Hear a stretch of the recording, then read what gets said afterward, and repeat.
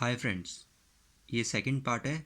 अब population inversion की बात करते हैं कि पॉपुलेशन इन्वर्जन की ज़रूरत क्या पड़ती है और ये है क्या चीज़। तो एक और दिक्कत थी लेज़र्स को बनाने में। अब तक आपने समझा कि कैसे इस वाले प्रोसेस से हमने कोहेरेंट मोनोक्रोमेटिक और सेम डायरेक्शन में इन बीम्स को प्रोजेक्ट कर दिया एट अ स्पॉटेड पॉइंट, इस स्पॉट पे, इस वॉल पे, जिससे लेज़र हमारा काम करा। और दूसरी बात कि लेज़र को एम्पलीफाइड बीम क्यों बोलते हैं, ये मैंने नहीं बताया था, इससे भी अभी कंटिन्यू करता हूँ। एम्पलीफाइड बीम इसलिए बोलते हैं एक लेज़र को क्योंकि एम्पलीफिकेशन, ये जो एम्पलीफाइड है, इसका मतलब ये होता है कि एक के दो, दो के चार, चार के आठ, मतलब नंबर बढ़ते जाए तो एम्पलीफाई हो रहे हैं। जब किसी भी चीज़ का नंबर बढ़ रहा है, एक से ज़्यादा हो रहा है, 1 to 2, 2 to 4 हो गया, जैसे एक एटम के दो एटम हो गए, दो के चार एटम हो गए, चार के 10 एटम हो गए, इट इज़ एग्जाम्पल, तो इसे कहते हैं एटम एम्पलीफाई हो गया है। साउंड में आप एम्पलीफिकेशन यूज़ करते हो, साउंड की वॉल्यूम बढ़ जाती है, उसे एम्पलीफाई कर देते हो आप।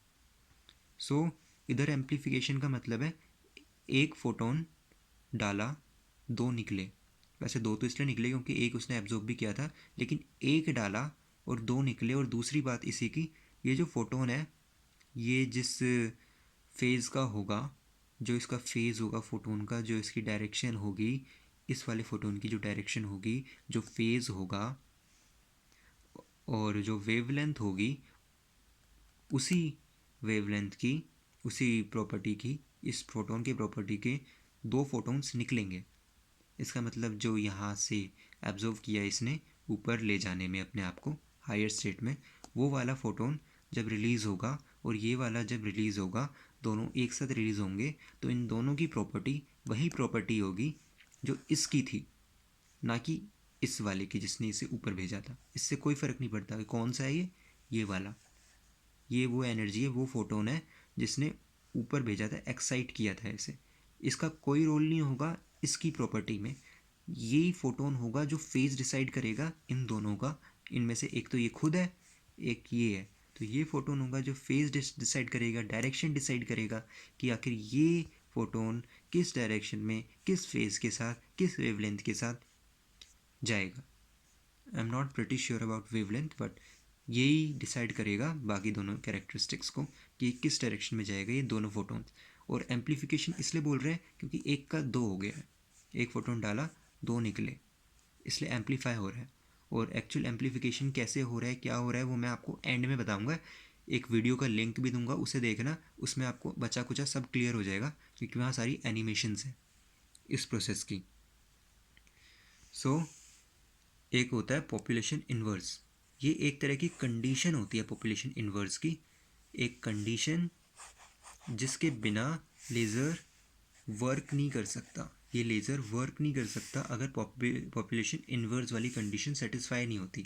इस कंडीशन के अकॉर्डिंग ये जो ये डायग्राम देखो, अगेन ये एनर्जी का ये एनर्जी का एक्सिस है, देन ये एक एनर्जी लेवल, ये दूसरा एनर्जी लेवल, के बीच वाले एनर्जी लेवल को अभी मत देखना, ये मैं बाद में बताऊंगा। मेटास्टेबल स्टेट एक टॉपिक यहाँ पे दिख रहा होगा, मेटास्टेबल स्टेट ये लिखा। तो अभी बस तुम इस और इस एनर्जी लेवल पे ध्यान दो, ये वाला और ये वाला, इस बीच वाले को भूल जाओ। सो मैं अभी बता रहा था पॉपुलेशन इन्वर्स क्या है। पॉपुलेशन इन्वर्जन ये एक कंडीशन है। इस कंडीशन में ये कहते हैं कि अगर आपको लेज़र को वर्क कराना है तो ये जो हायर स्टेट है ना, इस स्टेट में ज़्यादा एटम्स होने चाहिए इन कंपैरिजन टू इस लोअर स्टेट। और इस स्टेट में ज़्यादा एटम जब तक नहीं बनेंगे, मतलब कि अभी तो देखो नीचे कितने, एक दो तीन चार एटम है, ऊपर कितने, तीन एटम है। मैं ऊपर एटम इतने कर देता हूँ। अब ऊपर कितने, एक दो तीन चार पाँच छः, नीचे एक दो तीन चार, चार एटम नीचे और छः एटम ऊपर है। इस बीच वाली लाइन को मत देखना, चार एटम नीचे, छः ऊपर है। अब पॉपुलेशन इन्वर्स सेटिस्फाई हो गया है, मतलब समझ आया। जब हायर एनर्जी स्टेट में ज़्यादा एटम्स होंगे in comparison to lower energy state, तब पॉपुलेशन इन्वर्स की कंडीशन सेटिस्फाई हो जाएगी। यही कंडीशन है पॉपुलेशन इन्वर्स की। वो कंडीशन कहती है कि हायर एनर्जी स्टेट में ज़्यादा एटम होने चाहिए लोअर एनर्जी स्टेट के कंपैरिजन में। यहाँ 4 है तो वहाँ ज़्यादा होने चाहिए, यहाँ ज़्यादा होने चाहिए, तभी लेज़र काम करता है। इसी पॉपुलेशन इन्वर्स पे ये चलता है काम। अब पॉपुलेशन इन्वर्स आपको समझ आया। बस इस कंडीशन को सेटिस्फाई होना चाहिए कि ये जो अपर एनर्जी लेवल है, इस एनर्जी लेवल में ज़्यादा एटम होने चाहिए। इसी को अगर साइंटिफिक भाषा में बोलूँ तो एक्साइटेड एटम्स ज़्यादा हैं rather than ground state atoms के। ये सारे एक्साइटेड है क्योंकि इन्होंने एनर्जी गेन करके हाई स्टेट में आ रखे हैं। ये अनस्टेबल है, जो अनस्टेबल होता है वो एक्साइटेड होता है।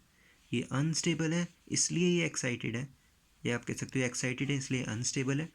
ये ग्राउंड में बिल्कुल स्टेबल है, ये एक्साइटेड, ये ग्राउंड।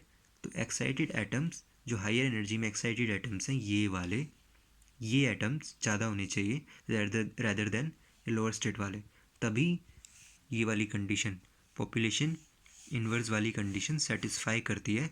और ये जो लेज़र है ये वर्क करता है। अब आपको पॉपुलेशन इन्वर्स भी समझ आ गया, इन्वर्जन समझ आ गया। देन आता है मेटास्टेबल स्टेट। ओके, अब ये बीच वाली लाइन देखना, मेटास्टेबल स्टेट क्या होता है।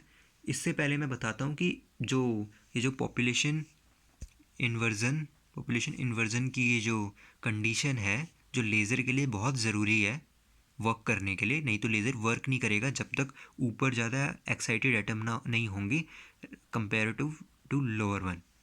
ग्राउंड स्टेट में कम एटम होने चाहिए, एक्साइटेड स्टेट में ज़्यादा एटम होने चाहिए, तभी ये वाली कंडीशन पॉपुलेशन इन्वर्जन की कंडीशन सेटिस्फाई करती है एंड देन ये लेज़र वर्क करता है। तो अब आते हैं प्रॉब्लम पे, कि प्रॉब्लम ये हुई कि पॉपुलेशन इन्वर्जन की जो कंडीशन है वो सेटिस्फाई नहीं हो पा रही थी। हो ये रहा था कि इससे पहले कि हम नीचे के एटम्स को ऊपर भेजकर ऊपर के एटम को बढ़ा दें, मतलब पहले कंडीशन क्या थी, यहाँ पे बस मान लो पहले कंडीशन थी कि यहाँ पे बस 2 एटम थे और ऊपर वाली स्टेट में सिर्फ 2 एटम थे, बाकी मैंने छुपा दिए। मान लो अभी की सिचुएशन, नई सिचुएशन ये है कि ऊपर सिर्फ 2 एटम है और नीचे 4 हैं। स्टार्ट करते हैं अब यहाँ से डिस्कस करना शुरू करते हैं पॉपुलेशन इन्वर्स से और मेटा स्टेबल स्टेट तक पहुँचेंगे। कंटिन्यू करते हुए पॉपुलेशन इन्वर्जन को कंटिन्यू करते हुए मेटा स्टेबल स्टेट तक पहुँचेंगे। यहाँ पर 2 एटम है हाइयर स्टेट में, नीचे 4 एटम है। सो पॉपुलेशन इन्वर्जन की कंडीशन कहती है कि ऊपर 4 से ज़्यादा एटम होने चाहिए, कम से कम 5 होने चाहिए, तब जाके लेज़र काम करेगा, तब जाके ही पॉपुलेशन इन्वर्जन की कंडीशन सेटिस्फाई होगी जब ऊपर 5 एटम हो जाएंगे। क्योंकि नीचे यहाँ पे 4 एटम है तो ऊपर 5 एटम चाहिए मुझे। तो मैं क्या करूँगा, मैं नीचे वाले जो एटम है, ये वाले एटम, इन पर फोटॉन्स डालूँगा बाहर से लाके। वो फोटॉन्स इन पे स्ट्राइक करेंगे और इन्हें एक्साइट करके ऊपर भेज देंगे। उसके बाद नीचे 4 के 3 हो जाएंगे, ऊपर एक बढ़ जाएगा, 3 हो गए। अब मुझे एक और बढ़ाना है, नीचे जब देखो सिंपल सी बात, नीचे के कम होते जाएंगे ये एटम्स एक्साइट होते जाएंगे और ये ऊपर चले जाएंगे। धीरे धीरे कर ऐसी सिचुएशन आएगी कि ऊपर ज़्यादा एटम हो जाएंगे, जैसे यहाँ पे ऊपर ज़्यादा दिख रहे हैं और नीचे कम रह जाएंगे। ऐसा सोच के लगता है, पर प्रॉब्लम क्या हुई ना ऐसा करते हुए, कि वो 10⁻⁸ सेकेंड वाली बात बताई थी ना मैंने, कि जब किसी को भी मैं एटम को ऊपर भेजता हूँ तो वो 10⁻⁸ सेकेंड तक अपर स्टेट में रहता है, उसके बाद वो अपने आप नीचे आ जाता है, जिसे हम कहते हैं स्पॉन्टेनियस एमिशन। अब हुआ क्या कि इससे पहले कि हम नीचे वाले ज़्यादातर एटम्स को ऊपर भेज के ऊपर की अमाउंट को ज़्यादा करते एज़ कम्पेयर टू नीचे, मतलब ऊपर के एटम्स को बढ़ा देते compare to down side atoms को, जितने टाइम हमें ये करने में लगता कि हम नीचे वालों को कम, मतलब कि जितना टाइम हमें हमारी प्रेजेंट टेक्नोलॉजी की वजह से हमें लगता है इसको ऊपर पहुंचाने में और यहाँ पे एटम की अमाउंट बढ़ाने में, उतने टाइम में तो ये वाली ड्यूरेशन ख़त्म हो जाती है, मतलब कि 10⁻⁻8 सेकेंड से ज़्यादा टाइम लग जाता है हमें ये वाली इन्वर्जन वाली कंडीशन पॉपुलेशन इन्वर्जन को बनाने में। इसका मतलब कि ऊपर के एटम्स को ज़्यादा करने में हमें इससे ज़्यादा टाइम लगता है। और आपको पता है ना, अगर इससे ज़्यादा टाइम लगेगा तो अभी जो पहले ऊपर पहुंच रखे हैं ना, वो नीचे आना शुरू कर देंगे।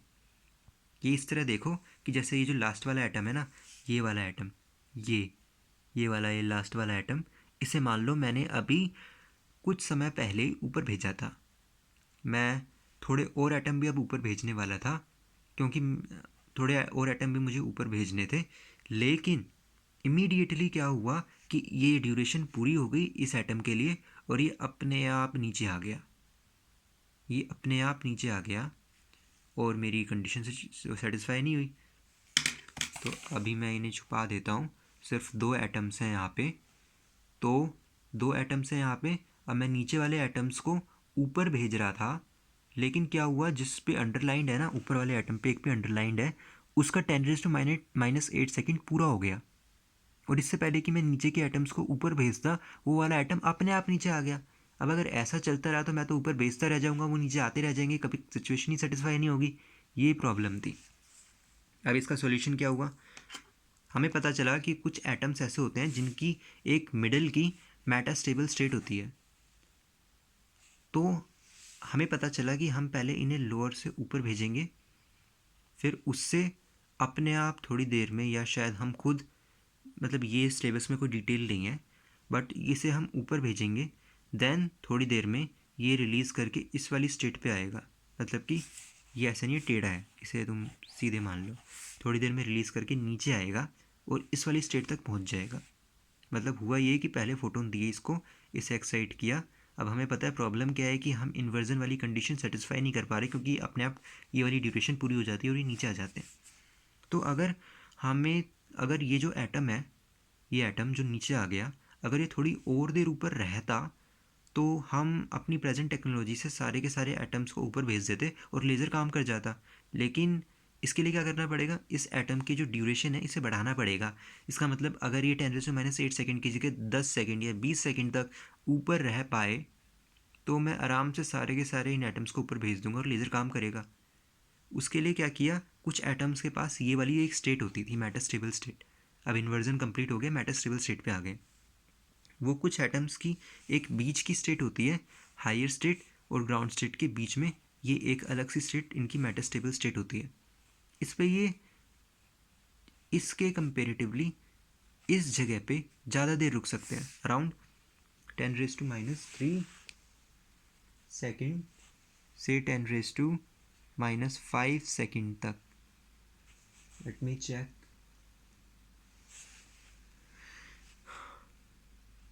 10⁻³ टू 10⁻5 सेकेंड तक एटम्स इस जगह पे रुक सकते हैं और उधर 10⁻⁹ सेकेंड तक। तो अब सिंपल मैथ्स, ये जो ड्यूरेशन है बहुत कम है, 10⁻⁸ 10⁻⁹, लेकिन ये 10⁻³ 10⁻5 ये ज़्यादा है इसके कंपेरेटिव। तो ये कम टाइम है लेकिन ये ज़्यादा टाइम है। इसका मतलब यहाँ पर तो एटम कम टाइम के लिए रुकता है, फिर वो नीचे आ जाता है, लेकिन यहाँ पे ये ज़्यादा टाइम के लिए रुक पाता है। और इतना ड्यूरेशन काफ़ी था हमारे लिए प्रेजेंट टेक्नोलॉजी के हिसाब से, ताकि हम इन्वर्जन वाली कंडीशन सेटिस्फाई कर पाए और नीचे वाले को ऊपर भेज पाए, और वो भी इस ड्यूरेशन के पूरा होने से पहले ही हम नीचे वाले सारे एटम्स को ऊपर भेज देते थे ज़्यादा से ज़्यादा, ताकि इन्वर्जन सिचुएशन बने। तो ये होता ऐसे था कि पहले हम एक्साइट करते थे, ये ऊपर जाता था, फिर ये अपने आप एनर्जी रिलीज़ करके इधर आता था, फिर जब ये इधर आ जाता था ना, यहाँ पे तो ये बस इतनी देर रहा।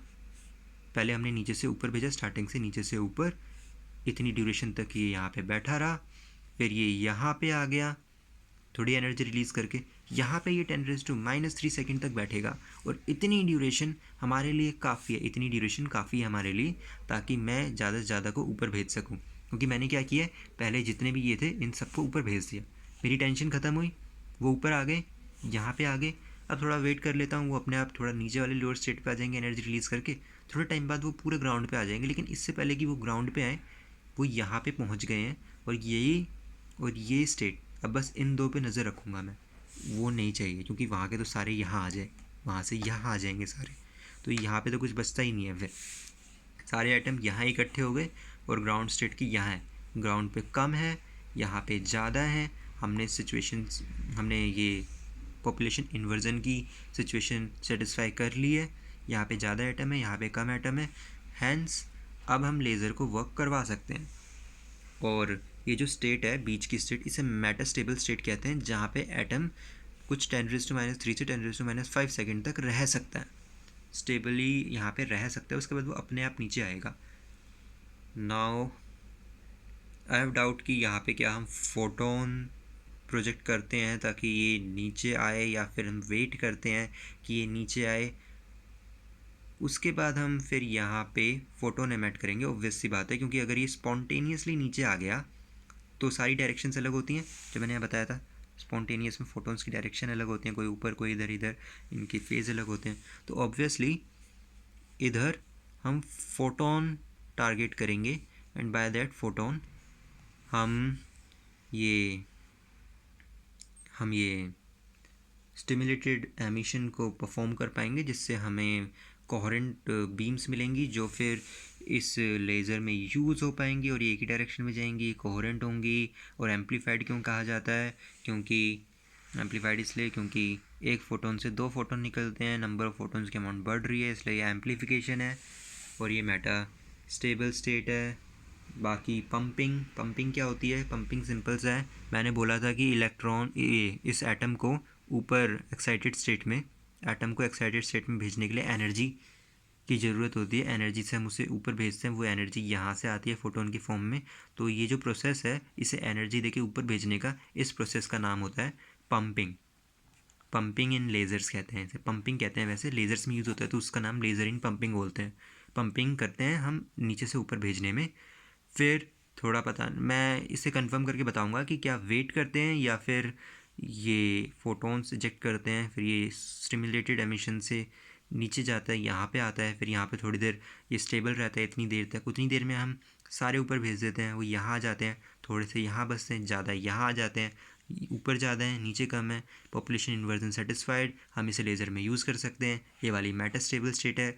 वही पंपिंग वो होता है जब एनर्जी को यहाँ पे देकर इसे ऊपर भेजा जाए, एक्साइटेड स्टेट में भेजा जाए एटम को। तो ये जो प्रोसेस है एनर्जी प्रोवाइड करके एटम को एक्साइट करने का, इस प्रोसेस को पंपिंग कहते हैं। ये प्रोसेस पंपिंग है। तो देखो सारा क्लियर हो गया। Pumping, metastable state, population inversion, stimulated emission, spontaneous absorption and spontaneous emission. मैं क्लियर करके बताऊंगा कि एक्चुअली यहाँ पे क्या होता है। मैंने इसलिए बता दिया क्योंकि ये आप अपने सर से पूछ लेना, and I will clear it in next video, जो बस 1-2 मिनट की होगी, बस इसके लिए बनाऊंगा। अभी मैं आपको एक चीज़ दिखाता हूँ कि एक्चुअली लेज़र काम कैसे करता है।